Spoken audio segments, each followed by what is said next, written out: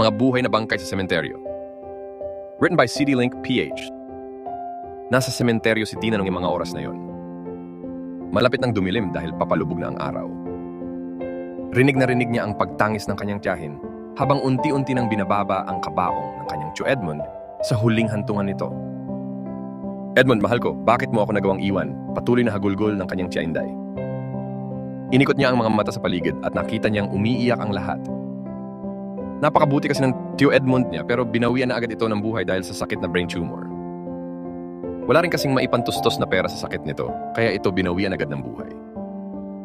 Si Tina ay nanatili lang na walang emotion sa mga nangyayari. Ni kapatak na luha ay walang lumabas mula sa kanya. Hindi rin niya alam kung bakit pero ayaw niyang makita ng lahat na malungkot siya. Naglakad siya nang walang nakakapansin na umalis na pala siya. Mabagal lang ang lakad niya. Nagninilay-nilay. Nag-iisip kung bakit kaya ang mga taong mababait, katulad ng tiyo Edmund niya, ang maagang kinukuha ng Diyos. Bata pa ito at kakakasal lamang nito at ang tiyan niya. Naisip niya, bakit ba napaka-unfair ng mundo? Buong buhay ng tiyo Edmund niya ay puro kahirapan na ang naranasan nito at sa pagdating ng tiya Inday niya sa buhay nito, ay doon lang ito naging masaya. Pagkatapos ay hindi rin pala magtatagal yon dahil hindi lang love life ang binigay dito kung hindi isa ring napakalalang sakit. Kung mayaman lang sana sila ay buhay pa sana ang tiyo niya dahil magagawa niyang maipagamot ito. Masaya pa sana sila ngayon. Nagpatuloy lang siyang naglakad hanggang sa napansin niya na parang may isang puntod ang animo gumagalaw mula sa lupa. Agad na tumayo ang balahibo niya sa katawan. Tumambol ang dibdib niya sa namumuong hinala sa isipan niya. Hanggang sa nagkatotoo nga ang hinala niya dahil napaatras siya nang makitang may kamay na biglang umangat mula sa lupa. At nanlaki ng dahan-dahan ang mga mata niya nang mula roon ay may bumangong isang lalaki na naaagnas na ang katawan. Lumapit ka. Kailangan kita. Hindi na siya nakapagpigil at tuluyan na siyang napasigaw sabay takbo palayo sa zombie. Tumakbo siya ng matulin na parang wala ng bukas. Isa lang ang tumatakbo sa isipan niya noong mga oras na yon, kailangan niyang makaligtas. Nilingon niya ang zombie habang tumatakbo at napansin niya na parang hirap ang paggalaw nito. Marahil ay dahil halos wala na itong balat at kita na nga niya ang bungo nito sa ulo. Nakangisi ito habang nakahabol sa kanya. May mga sinasambit itong salita na halos hindi na niya maintindihan at nakataas din ang dalawang kamay nito na parang gustong-gusto siya nitong sakalin at isama sa hukay nito. Tulungan niyo ako, pagsigaw niya sa pagbabaka sakali na may makita siyang tao roon. Pero dahil sa lingon takbo na ginagawa niya ay nadapa lang siya hanggang sa maabutan na siya nito. Akin ka, papatayin kita. Mataas na ang boses na sambit ng zombie. Hindi, lumayo ka sa akin, pagsigaw niya. Pinipilit niyang tumayo pero hindi na gumagalaw ang mga paa niya. Namanhid na yun sa sobrang hilakbot. Habang papalapit ang buhay na bangkay, ay doon lamang niya napagmasdang maigi ang nakakatakot na hitsura nito. Ang kalahating mukha nito ay inuuod na at nakikita na niya na nakalabas na rin ang utak nito. Isa na lang ang natitira sa mga mata nito at bulok na rin ang lahat ng ngipin nito. Halos masuka-suka siya sa iuod na nagsisilabasan sa kakapiranggot na balat nito, lalo pa at punit-punit na rin ang damit nito at naghalo na ang dugo at putik mula sa hukay sa buong katawan nito. At ang amoy nito ang baho-baho, napakalansan yun at maihahantulad sa isang nabubulok na itlog. Mamamatay ka na! Namalayan na lamang niya na sakal-sakal na siya ng mabahong kamay ng zombie at halos hindi na siya makahinga. Animo bakal ang kamay nito at hindi niya magawang makapalag lalo pa at nasa ibabaw na niya ngayon ang zombie. Tulong, hirap ng sambit niya. Pinangilidan na rin siya na tanin siya ng luha sa mga mata. Naisip niya ang mga taong mahal niya na maiiwanan niya. Ang tatay niya na pinagmamatigasan niya dahil sa galit niya rito. Hindi man lang niya ito nagawang patawarin. Ang nanay niya na siyang nagpalaki sa kanya, pero hindi man lang niya nasabihan kahit isang beses na mahal niya ito. At ang manliligaw niyang si Eduardo, na bagamat mahal din niya ay hindi pa rin niya sinasagot dahil takot siya sa commitment.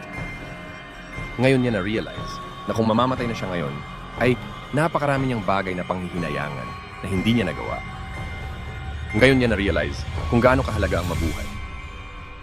Dahil habang buhay ka ay mapaparamdam mo sa mga taong mahalaga sa iyo na mahal mo sila at walang oras na dapat sayangin. ito na nga yata talaga ang katapusan niya. Malapit na silang magsama ng kanyang butihing Joe. Hindi niya akalain na sa ganitong paraan siya mamamatay.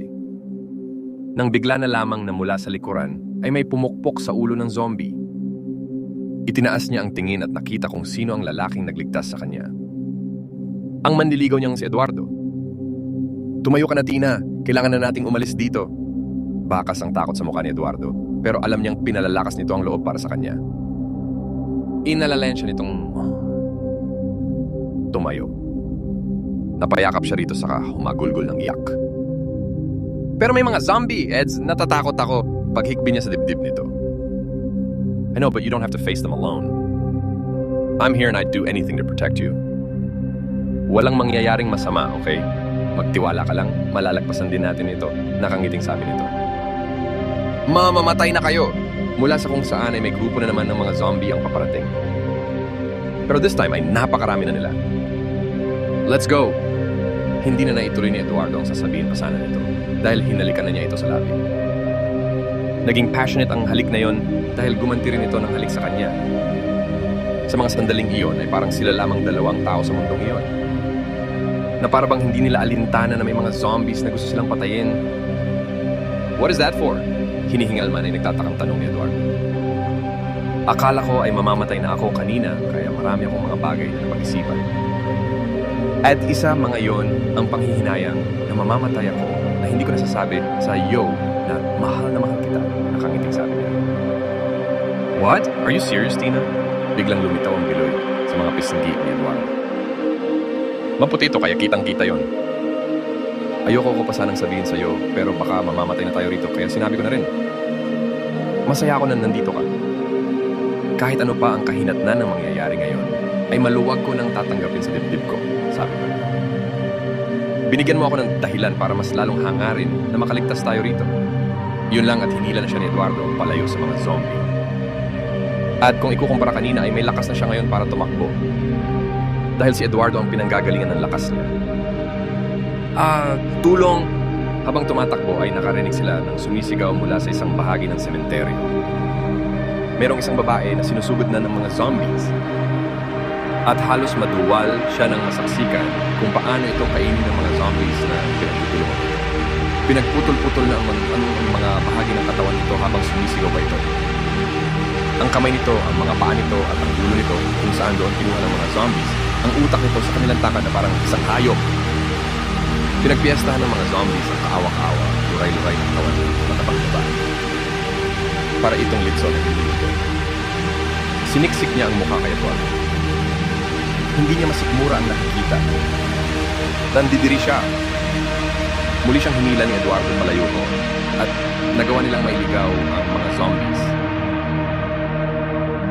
Na humahabol sa kanila pero bigla niyang naisip ang kanyang tiyahin.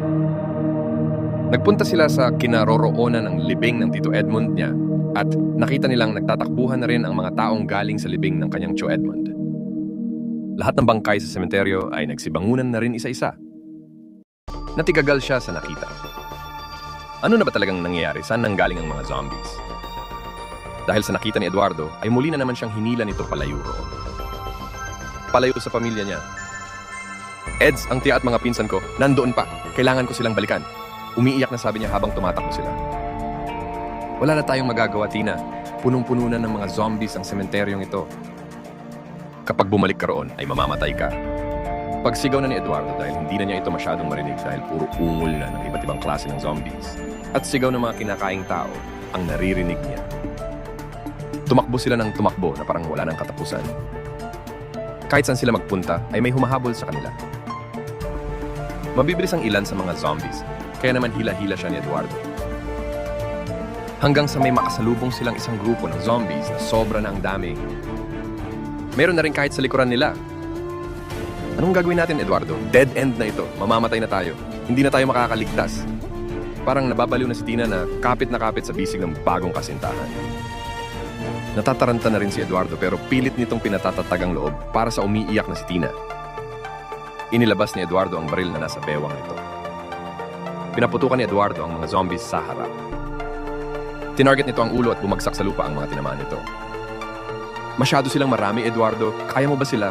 Takot na tanong niya. Tulungan mo akong barilin sila, sagot ni Eduardo sa kakinuha ang isa pa nitong dalang baril sa kainabot sa kanya. Pero hindi naman ako marunong nito, natatakot ako, sabi niya. Kailangan mong matututo, Tina. Para mabuhay. Makipaglaban ka para sa buhay mo. Para sa akin, para sa atin, bulong nito na nagpalakas sa loob niya. Natatakot man ay pinilit niyang tumulong. Hindi siya marunong gumamit ng baril pero wala ng oras para umarte pa. Nagpaputok siya pero masyadong marami ang mga zombies at kaunti lamang ang bala nila. Hanggang sa naubusan sila ng bala, para bang hindi nauubos ang mga zombies. Mas lalo lang yung kumakapal sa rami. Oh, sabay-sabay na pag-ungol ng mga zombies. Napalibutan na sila ng mga ito. Para bang hayok na hayok ang mga ito sa kanila. Para sila ay patayin. Eds, wala na siyang nagawa kundi ang mapayakap na lang sa nobyo. Wala na ring magawa pa si Eduardo kundi ang abangan ng kamatayan nila. Niyakap siya nito ng mahigpit na mahigpit habang binubulong nito sa kanya kung gaano siya nito kamahal. Sabay din silang nagdasal. Sa mga oras na ganoon ay himala na lamang ang makapagliligtas sa kanila. Doon na nagising si Tina. Hingal na bumangon siya at agad na kumuha ng tubig sa refrigerator. Inubos niyang lahat ang laman ng pitsel pero para bang di pa rin yun maialis ang takot na nararamdaman niya. Nanginginig pa rin siya sa takot at pakiramdam niya ay totoong-totoo ang lahat. Pagtingin niya sa orasan ay 3 AM na. Ang oras na ang sabi nila ay ghost time raw. Oras kung saan marami raw nagpapakitang multo o kaya maraming kababalaghan ang nagaganap. Humiga siya sa kama pero hindi na siya ulit makatulog. Nakakabingi ang katahimikan at natatakot siya na baka kapag natulog siya ulit ay mapag-inipan na naman niya ang mga zombies kanina. Kinabukasan ay nakita pa ni Tina ang Tio Edmund at Tia Inday niya na magkasamang nanonood ng TV. Nagtatawanan pa ang mga ito. Sa panaginip niya ay namatay ang tiyo niya pero mas malakas pa ito ngayon kaysa sa kalabaw. Wala rin itong sakit. Si Eduardo naman ay hindi naman talaga niya manliligaw. Kung tutuusin ay siya pa nga ang nagpapantasya rito sa totoong buhay eh. Halos lahat ng nakita niya sa panaginip niya kagabi ay kabaligtaran ng totoong buhay. Magkagayunpaman, hindi maalis sa isipan niya yung napaginipan niya dahil parang totoong-totoo yun. Kadalasan kasi kapag nananaginip siya ay nakakalimutan din niya kaagad. Pero yung kagabi ay animo tumatak na sa puso at isipan niya. Kaya naman pinuntahan niya ang kaklase niyang si Luis dahil alam niya na may third eye ito at marunong itong mag-interpret ng mga panaginip. Ang sabi nito ay kaya raw siya nananaginip na may humahabol sa kanya ay dahil iyon din ang kasulukuyang estado niya sa buhay. Takot sa mundo. Nawawala na ng pag-asa. Ang mga zombies daw ay nagsisilbing bangungot niya sa totoong buhay. Dulot daw yun ng stress at pakiramdam daw niya ay para siyang patay kahit na buhay pa siya. May katotohanan din iyon dahil pakiramdam niya ay walang nagmamahal sa kanya. Ang tatay niya ay iniwan sila. Ang nanay naman niya ay lasinggera.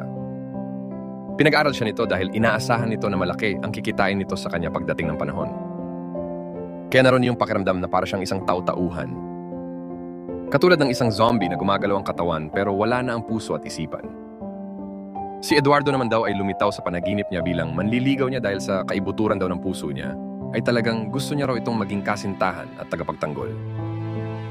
Ang namatay na mahal na daw sa buhay niya ay hindi naman daw literal na ang ibig sabihin ay mamamatay na ang tiyo niya.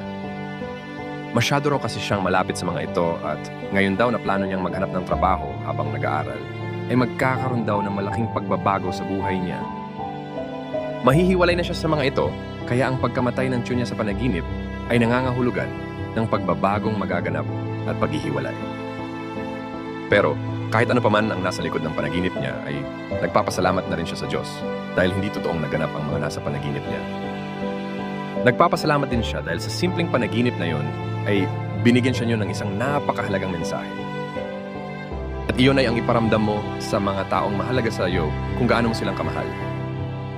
Sabihin mo sa kanila ang nararamdaman mo habang meron ka pang oras. Dahil baka dumating ang oras na baka ikaw din ang magsisi. Wakas.